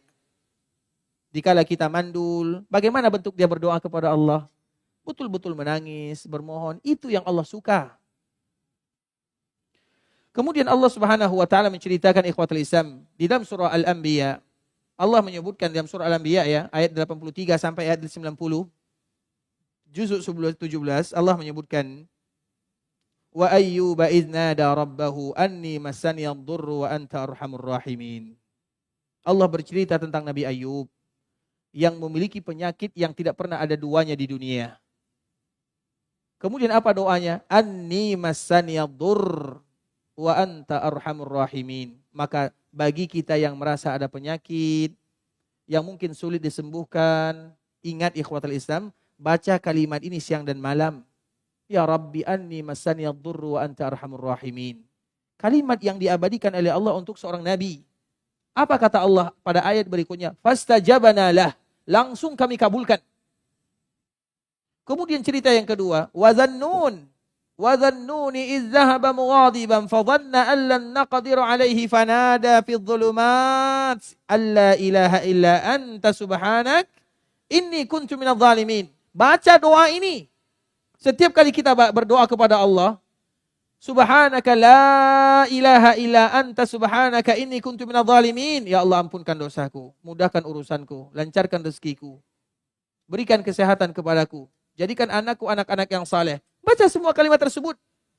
Terkhusus bagi kita yang merasa memiliki banyak dosa dan kesalahan. La ilaha illa anta subhanaka inni kuntu minadh dhalimin. Karena doa itu adalah doa yang dibaca oleh Zunnun. Siapa itu Zunnun? Nabi Yunus. Yunus bin Matta. Wa dhannuni iz zahaba mughadiba fadhanna an lan naqdir alaih. Nabi Yunus dikala mengajak kaumnya untuk beribadah kepada Allah, tidak ada di antara mereka yang mau. Kemudian dia meninggalkan kaumnya dalam keadaan marah. Fadhanna an lan naqdir alaih. Nabi Yunus menganggap kami tidak bisa mendapatkannya. Kemudian pada akhirnya dia dimakan oleh ikan. Apa yang terjadi? Fanada fil dhulumat. Di dalam kegelapan, di dalam perut ikan, dia berdoa kepada Allah, Subhanak, inni kuntu minadh dhalimin. Ya Allah, engkau maha suci, engkau maha sempurna, aku adalah hamba yang zalim. Kalau Nabi Yunus tidak termasuk orang yang berzikir kepada Allah, kalau dia tidak bermohon kepada Allah, la bisa, maka dia akan tinggal di dalam perut ikan untuk selama-lamanya. Diceritakan oleh Allah Subhanahu wa taala di akhir-akhir surah Safat. Tapi dia selalu berzikir kepada Allah. Apa zikirnya? Kalimat ini. Maka bacalah kalimat ini, terutama dikala kita berada di zulumat. Zulumat itu di waktu yang gelap. Kapan waktu yang gelap? Semua malam. Bukan hanya sepertiga malam saja. Baik itu gelap secara zahir atau gelap secara keadaan. Apa makna gelap secara keadaan? Ada orang yang berada di siang hari, tapi dunia terasa gelap baginya. Dikala dia mendapatkan masalah dan musibah, dia berhutang sudah sekian banyak, dia ditinggalkan oleh keluarganya, dia diceraikan oleh istrinya, anak-anaknya seperti itu gelap hidupnya. Dikala dia merasa gelap hidupnya, baik itu secara zahir atau maknawi,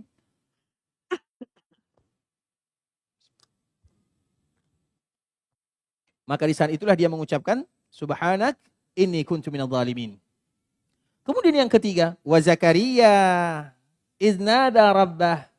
Dan Nabi Zakaria yang selalu berdoa kepada Allah, karena doa itu bahasa lainnya adalah nida. Wa Zakaria iznada rabbahu rabbi la tazarni fardan wa anta khairul warisin. Allahu akbar. Sebuah kalimat terkhusus bagi kita yang terlambat mendapatkan anak dan keturunan. Ucapkan kalimat ini siang dan malam. Rabbi la tazarni farda wa anta khairul warisin. Rabbi la tazarni farda wa anta khairul warisin. Rabbi la tazarni farda wa anta khairul warisin. Ya Allah, jangan biarkan aku sendirian. Karena orang yang terlambat mendapatkan keturunan atau tidak mendapatkan keturunan seolah-olah gelap hidupnya. Tidak ada yang akan menjaganya di masa tua. Seolah-olah tidak memiliki keluarga. Maka di saat itulah dia bermohon meminta kepada Rabbul Izzati wal Jalalah. La tazarni farda. Jangan biarkan aku sendirian. Dan doa ini diucapkan oleh siapa? Nabi Zakaria. Kapan Allah kabulkan? Dikala dia sudah tua. Apa buktinya? Diabadikan dalam surah Maryam. Kaf ha ya ain sad zikru rabbika.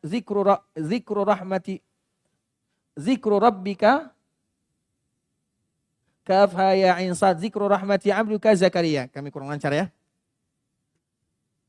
Allah Subhanahu wa taala menyebutkan tentang Nabi Zakaria, bagaimana keadaan Nabi Zakaria dan kapan dia berdoa kepada Allah Subhanahu wa taala. Kaf ha ya ain sad zikru rahmati rabbika abdahu Zakaria iznada rabbahu nidaan khafiyya. Iznada rabbahu nidaan khafiyya. Dikala suaranya sudah mulai melemah. Artinya apa sudah mulai melemah? Sudah tua. Iznada rabbahu nidaan khafiyya. Atau makna yang lain, khafiyya itu artinya dikala dia tidak ada lagi sandaran kecuali kepada Allah Subhanahu wa taala. Qala rabbi inni wahanal azmu minni. Dia menyebutkan, ya Allah, tulangku sudah lemah, rambutku sudah putih. Disebutkan kekurangannya. Tapi dia tetap selalu berharap bermohon meminta kepada Allah Subhanahu wa taala. Dan doa yang dia baca di dalam ayat yang tadi kita sebutkan, Rabbi la tazarni farda wa anta khairul warisin. Apa jawaban Allah? Fastajabna lah wa wahabna lahu Yahya. Kita harus tahu ikhwatul Islam, takdir, ini masalah takdir ya. Beriman kepada takdir, karena takdir kita Ustaz, takdir saya mandul, takdir saya tidak punya anak, takdir saya seperti ini. Kita harus tahu, tidak ada satupun kita yang tahu akan takdir kita. Apakah kita tahu apa takdir kita? Tidak ada yang tahu. Maka berbicara tentang takdir sama dengan kita melihat matahari. Matahari kalau dilihat, apa yang terjadi? Bukan silau, bikin mata. Coba lampu saja, coba lihat satu menit. Bagaimana mata kita? Sakit. Begitulah berbicara tentang takdir. Takdir bukan untuk dibicarakan, tapi takdir untuk diimani. Masalahnya kita tahu tidak takdir kita nantinya? Tidak ada yang tahu. Apakah nanti kita punya keturunan? Apakah nanti kita seperti ini? Tidak ada yang tahu tentang takdir. Maka takdir tidak boleh ditanya, tapi takdir diimani. Dan takdir diminta kepada Allah agar diberikan yang terbaik sebagaimana doa yang tadi telah kita ajarkan. Masih ingat doanya? Doa yang diajarkan oleh Nabi kepada Ibunda Aisyah. Siapa yang hafal doanya ambil semuanya. Ada yang hafal? Silakan. Silakan maju Pak ya.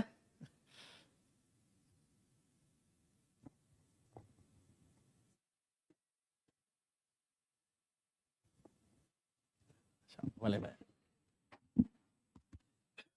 Hadap ke jemaah ya. Bismillahirrahmanirrahim. Allahumma inni as'aluka minal khairi ajilihi wa ajilihi. Ulang lagi sedikit, ulang lagi. Bismillah. Bismillahirrahmanirrahim. Allahumma inni as'aluka minal khairi kullih ajilihi wa ajilihi ma alimtu minhu wa ma lam a'lam. Wa a'udzubika minasyarri kullih ajilihi wa ajilihi ma alimtu minhu wa ma lam a'lam. Allahumma inni as'aluka khairan ma sa'alaka bihi Muhammadun sallallahu alaihi wasallam wa a'udzubika minal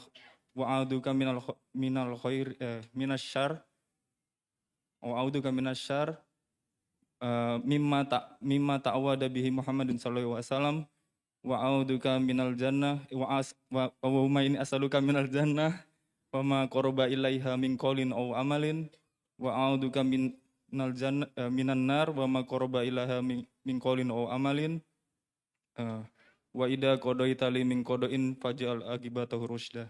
Masya Allah, betul tapi salah ya.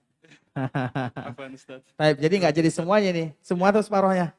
Terserah Ustaz. Terserah ya, ya barakallahu fiik. Nah, karena nilainya ya separuh lah ya, jadi separuh ya. Ya barakallahu fiik, barakallahu fiik. Syakarallahu lakum. Tapi ikhwatul Islam, apa doanya yang terakhir?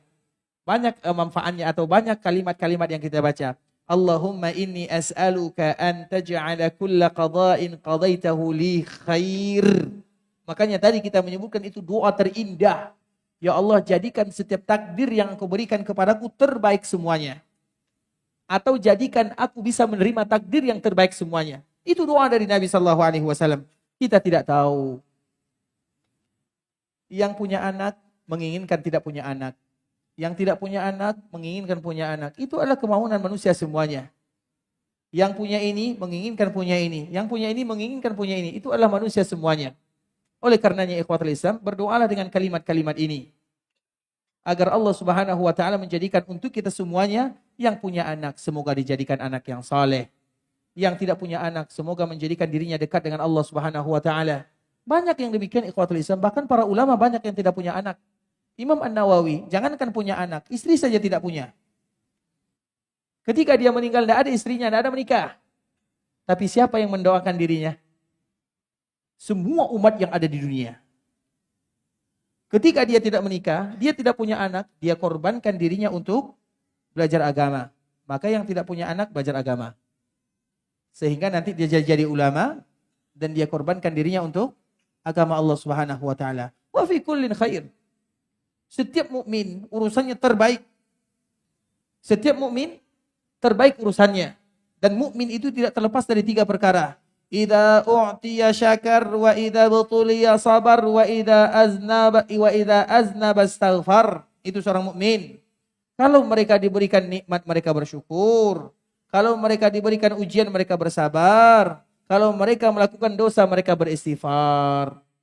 Syukur, sabar, istighfar, itu seorang mukmin. Tapi ikhwatul Islam, pertanyaan yang berikutnya. Ini pertanyaan terakhir mungkin ya, karena waktu kita sudah lewat ya.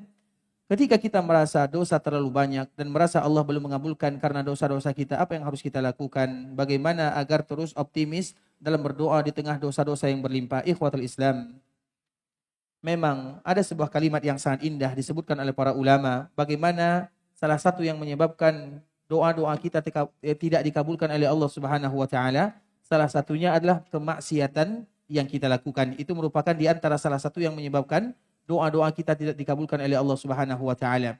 Oleh karenanya, walau demikian keadaannya, kita tidak tahu kalimat yang mana atau kita tidak boleh berputus asa. Karena memang Nabi SAW mengatakan, Udu'ullaha wa antum muqinuna bil ijabah. Berdoalah kalian kepada Allah dan kalian wajib yakin doa kalian dikabulkan oleh Allah Subhanahu wa taala. Kemudian kita akan membacakan sebuah kalimat yang indah, kata-kata mutiara, dan kita tutup dengan ini ikhwatul Islam. Semoga memberikan manfaat kepada kita bersama. Kata-kata ini diucapkan oleh salah seorang yang bernama Ibrahim bin Adham. Beliau menyebutkan, bagaimana doa kalian dikabulkan oleh Allah Subhanahu wa taala? Sedangkan kalian berdoa, namun kalian melakukan maksiat kepada Allah Subhanahu wa taala. Bagaimana doa kalian dikabulkan oleh Allah Subhanahu wa taala, sedangkan kalian tidak mau taat kepada Allah dan Rasul-Nya. Allah perintahkan kalian A, kalian melakukan B. Bagaimana doa kalian dikabulkan oleh Allah Subhanahu wa taala, sedangkan kalian jauh dari Allah Subhanahu wa taala. Disebutkan semua kalimat-kalimat yang indah. Artinya di antara salah satu yang menyebabkan doa kita tidak dikabulkan adalah dosa dan maksiat. Walau demikian, ingatlah ikhwatul Islam, dalam satu sisi, orang yang berbuat maksiat, kalau dia bertaubat lebih mulia daripada orang yang tidak berbuat maksiat. Bisa dipahami baik-baik? Mengapa demikian? Karena biasanya orang yang berbuat maksiat, kemudian dia sadar itu adalah maksiat, maka dia mudah menangis kepada Allah Subhanahu wa taala. Tapi orang yang tidak berbuat maksiat, dia sulit berdoa kepada Allah Subhanahu wa taala. Makanya orang yang sombong itu yang tidak bermaksiat atau orang yang berbuat maksiat? Yang sombong itu yang rajin ibadah atau yang banyak dosa? Mana yang sombong itu biasanya? Apa jawabannya? Yang biasanya sombong itu dari mana? Dari yang banyak ibadahnya atau yang banyak dosanya? Apakah ada orang yang banyak dosanya mereka sombong? Oh, hoi, saya adalah seorang pencuri. Ada seperti itu? Biasanya kesombongan itu muncul dari kelebihan. Kesombongan itu biasanya muncul dari kelebihan. Makanya Allah menyebutkan, kalla innal insana la yatgha. Apa sambungannya? Ar-ra'ahu stauna. Apa maknanya? Sungguh manusia akan melakukan kesombongan. Mereka akan melakukan pelampauan batas. Kapan itu terjadi? Ar-ra'ahu stauna. Apa maknanya? Ketika mereka merasa diri mereka berlebih. Dikala kita merasa berlebih, maka di saat itulah kesombongan akan muncul. Bukan orang yang berlebih sombong, tidak. Tapi munculnya kesombongan itu adalah dikala seseorang melihat dirinya berlebih. Berlebih apapun, berlebih hartanya, berlebih tampangnya, berlebih ibadahnya, bahkan berlebih keluarganya. Mereka akan merasa sombong. Tapi bukan orang sombong, itu harus kita bezakan. Tapi itu adalah momen. Makanya apabila ada orang yang berlebih ibadahnya tidak sombong, itu adalah orang yang mulia. Ada orang yang berlebih hartanya tidak sombong, itu adalah orang yang mulia. Karena dia bisa sombong, tapi dia menahan dirinya untuk tidak sombong. Salah satunya adalah dikala orang yang beribadah, tapi dia selalu berdoa dan bermohon kepada Allah, maka dia pun termasuk orang-orang yang mulia. Sedangkan orang yang berbuat maksiat, orang yang berbuat maksiat ini ikhwatul Islam, bagaimana dia akan sombong? Dia banyak dosa dan maksiatnya.